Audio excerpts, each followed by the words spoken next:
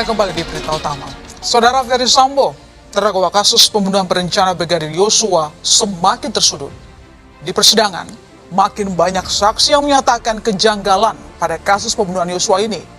Termasuk juga upaya Sambo untuk menghapus jejak kejahatannya, serta orang-orang yang terlibat dalam rencana jahatnya. Di tempat kejadian perkara pembunuhan Yosua, di rumah dinasnya, Jalan Duren 3, Jakarta Selatan. Merasa semakin tersudut, Ferdy Sambo pun mengeluarkan berbagai jurus, termasuk salah satunya mematahkan semua kesaksian Richard Eliezer, sang mantan ajudan yang kini jadi penguak fakta atau justice collaborator untuk membongkar kasus ini di persidangan. Lalu Sambo juga menghadirkan senjata baru di persidangan, berupa 35 barang bukti, ada foto, dokumen, dan kumpulan informasi hoax. Tim kuasa hukum Ferdy Sambo lah yang mengajukan 35 bukti yang mereka klaim baru ini, dan ini diantaranya saudara, foto-foto kedekatan antara Ferdy Sambo, Putri Chandrawati bersama asisten rumah tangga dan ajudan di berbagai acara. Itu tidak berpikir hajar menggunakan tangan atau kaki atau senjata, tapi kemudian terjadilah penembakan itu, sehingga saya sudah sampaikan ke Richard, saya yang akan bertanggung jawab. Baik, saudara saksi sampaikan bahwa harus ada yang bertanggung jawab. Kenapa waktu itu tidak saudara saksi laporkan kepada polisi?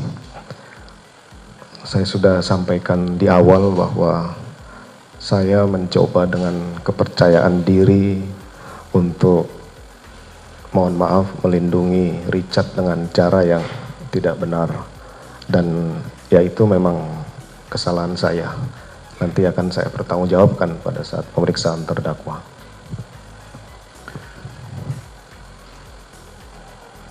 Saksi sampaikan bahwa saksi akan bertanggung jawab. Apa yang akan menjadi tanggung jawab saudara saksi terhadap Richard Eliezer yang masa depannya terancam hilang dan masih muda, saudara saksi? Ya, saya tidak bisa menjawab karena posisi saya juga harus mempertanggungjawabkan peristiwa ini.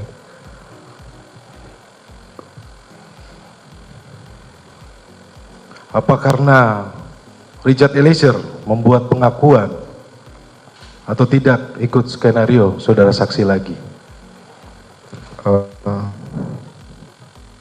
Jadi ulangi pertanyaannya.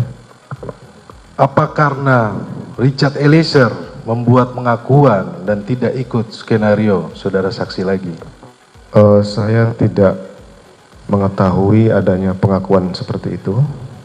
Saya mengetahui bahwa Eliezer merubah keterangan, itu kalau tidak salah di tanggal 5, saya diinformasikan oleh salah satu pejabat utama di Mabes Polri bahwa Richard merubah keterangan di malam hari. Itu yang saya tahu. Kemudian saya dibawa ke Mabes Polri untuk dilakukan pemeriksaan oleh tim sus. Baik, saudara saksi. Selanjutnya, saudara saksi, kenapa pengawal istri dari saudara saksi tidak dari Polwan? Pengawalan tadi sudah saya jelaskan bahwa pengawalan terhadap istri pejabat utama itu hanya diberikan kepada pejabat utama yang bintang 3, sehingga tidak ada bintang 2 pejabat utama itu yang diberikan Polwan. Iya, karena faktanya ada yang tadi saudara saksi sampaikan di awal, ada yang menjadi driver, ada yang ikut mengawal, kemudian ikut menjaga rumah di Magelang. Oke, baik, saudara saksi. Tadi saudara saksi sampaikan bahwa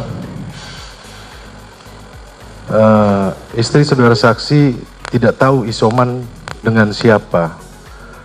Setelah kejadian yang saudara saksi sampaikan bahwa ada pemerkosaan, apakah saudara saksi tidak perlu memberikan perhatian kepada istri saudara saksi, menanyakan dia isoman dengan siapa?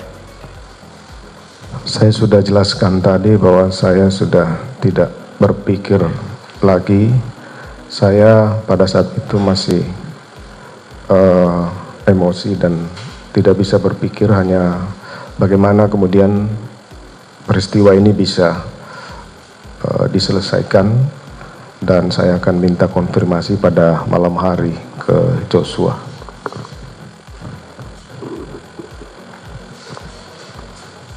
Iya, saudara saksi, di dalam BAP saudara saksi tanggal 8 Agustus saudara saksi menjelaskan bahwa Yosua memiliki tubuh lebih besar dibanding dengan ADC yang lain dan memegang senjata api yang saat itu mendampingi istri saya di Magelang. Istri saya sampaikan akan menjelaskan terkait peristiwa di Magelang setelah tiba di Jakarta. Di sini saudara saksi menyampaikan memegang senjata api. Pertanyaannya, kenapa senjata api tersebut saudara saksi tidak terpikirkan untuk diamankan?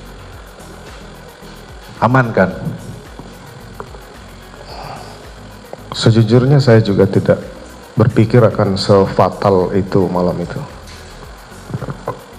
Tidak berpikir sefatal. Baik majelis, berikutnya rekan saya kembali.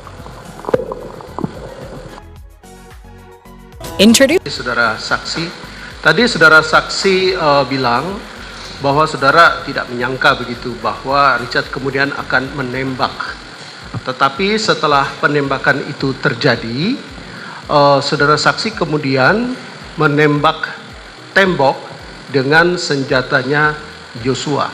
Pertanyaan saya, berapa jeda waktu antara saudara Richard menembak Joshua dan saudara saksi menembak tembok dengan mempergunakan pistol Joshua? Untuk waktu tepatnya saya tidak bisa hitung, yang jelas sesaat setelah kejadian, mungkin 3 sampai 5 menit setelah kejadian. 3 sampai 5 menit. Saya tidak tahu pasti. Kira-kira ya? Kira-kira 2-3 menit lah. 2 sampai 3 menit. Selanjutnya, dalam berapa waktu jedanya ketika saudara saksi membersihkan, mengamankan TKP tersebut? Saya tidak pernah membersihkan atau mengamankan TKP, karena setelah keluar menelpon pejabat dari di Propam, kemudian memanggil Kasat Serse, maka pengamanan dan olah TKP itu sudah dilakukan oleh penyidik. Baik, akan dibuktikan kemudian. Kemudian berapa jeda waktu ketika saksi memerintahkan para terdakwa obstruction of justice untuk merusakkan CCTV? Obstruction of justice yang di mana ini? CCTV. Kita tahu bahwa CCTV dirusak dan kita ingin tahu penjelasan saudara tentang rusaknya CCTV tersebut. Saya tidak pernah memerintahkan merusak CCTV. Saya hanya memerintahkan kepada AKBP Arif untuk menghapus semua rekaman CCTV yang sudah ditonton oleh AKBP Arif dan kawan-kawan. Baik, pertanyaan berikut, berapa jeda waktu setelah kejadian itu dengan saudara menemui pimpinan? Saya menemui pimpinan kurang lebih jam 22 kalau tidak salah, saya tidak ingat pasti. Malam setelah kejadian. Tapi yang saudara tidak sangkal adalah saudara menembak tembok, begitu ya, 2-3 menit setelah Richard menembak Joshua, begitu ya? Kalau ternyata menurut saudara saksi, penembakan yang dilakukan oleh saudara Richard tersebut adalah keputusan sendiri, saudara kan tidak seharusnya membuat skenario tembak-menembak dengan cara menembak dinding. Saudara ketika itu adalah Kadif Propam. Sudah barang tentu ketika saudara melakukan hal tersebut, maka indikasi bahwa saudara yang merekayasa, merencanakan ini menjadi terlihat. Bagaimana? Mohon penjelasan fakta yang sebenarnya. Saya sudah sampaikan bahwa cerita yang saya buat pasca kejadian itu, saya terpikir bagaimana menyelamatkan ajudan saya. Itu saja, karena saya itu yang kemudian saya sesali bahwa kenapa saya harus melakukan itu, karena pada akhirnya kemudian terungkap. Itu mungkin yang perlu saya sampaikan. Tampaknya saudara saksi di pengadilan ini sangat berargumentasi seolah-olah mau melindungi klien kami, tetapi ketika klien kami mengatakan bahwa saudara juga ikut menembak, saudara menolak pernyataan saksi kami, fakta yang disampaikan oleh klien kami. Saya tidak melihat kejujuran yang sesungguhnya dari saudara saksi. Berikut, logikanya jika itu keputusan pribadi dari Richard untuk menembak Yosua, seharusnya Anda sebagai seorang polisi ya, Kadif Propam, Anda yang harus menangkap saudara Richard, memproses hukum saudara Richard. Bagaimana menurut penjelasan Anda? Saya sudah sampaikan bahwa saya akan bertanggung jawab terhadap apa yang saya lakukan. Terhadap yang tidak saya lakukan, saya tidak akan bertanggung jawab. Kalau soal saudara bertanggung jawab, hukumlah yang akan menentukan. Ya. Sebagai polisi berpangkat jenderal ya, seharusnya menurut hemat kami, logika saudara itu lebih kuat daripada feeling saudara, sehingga Anda tidak impulsif dalam merespon laporan istri saudara. Dan oke, saya mencoba untuk merangkai pertanyaan sesuai dengan penjelasan Anda bahwa Anda tidak suruh klien kami yang menembak. Jika begitu, bukankah polisi sekali lagi itu adalah pihak yang berkewajiban untuk menangkap pelaku kejahatan? Dalam hal ini Richard. Saya kan sudah sampaikan bahwa saya sudah menerima resiko dipecat dari apa yang saya lakukan. Kan sudah selesai itu. Sekarang kita sisa bagaimana kemudian saya berikan kesaksian kepada adik-adik saya yang ada ini. Saya sudah menerima semua akibat dari yang penasihat hukum sampaikan bahwa saya tidak pakai logika apa segala macam. Itu saya sudah siap hadapi dan saya sudah dipecat dan kemudian sudah menjalani proses hukum ini. Masih ada pertanyaan lagi? Baik. Kalau Anda memang merasa bahwa istri Anda dilecehkan, sebagai seorang jenderal polisi, apakah solusinya itu menghajar pelakunya? Itu kan main hakim sendiri. Saya tidak akan berpendapat terhadap pertanyaan ini. Masih ada lagi? Oke, baik. Di Saguling, ketika itu, apa yang saudara katakan kepada klien kami, Richard Eliezer? Tadi sudah ditanyakan. Jangan ditanyakan lagi, yang sudah itu jangan diulang. CCTV yang di lantai 2, lantai 3 Saguling sekarang gimana? Saya tidak tahu karena setelah patsus saya itu kemudian dilakukan penyitaan oleh penyidik. Sebagai pengetahuan saksi, saudara Yosua itu mati karena perbuatan siapa?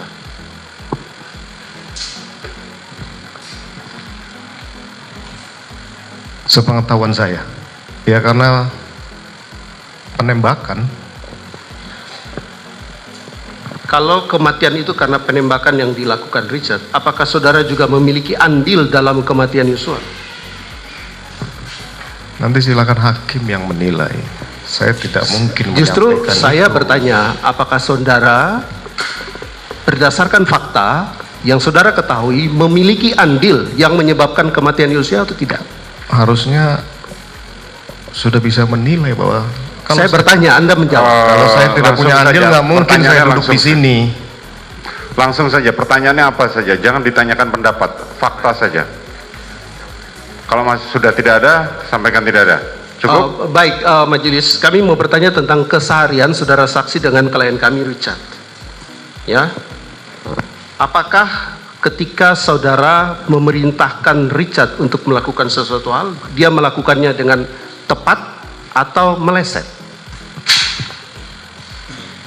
Pada saat kejadian atau Bukan, sebelum-sebelumnya. Sebelum-sebelumnya semua yang ikut dengan saya pasti akan nurut perintah saya.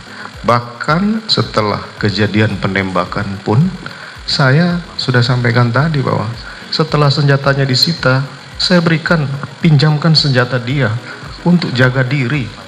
Jadi jangan bilang saya tidak bertanggung jawab terhadap dia. Saya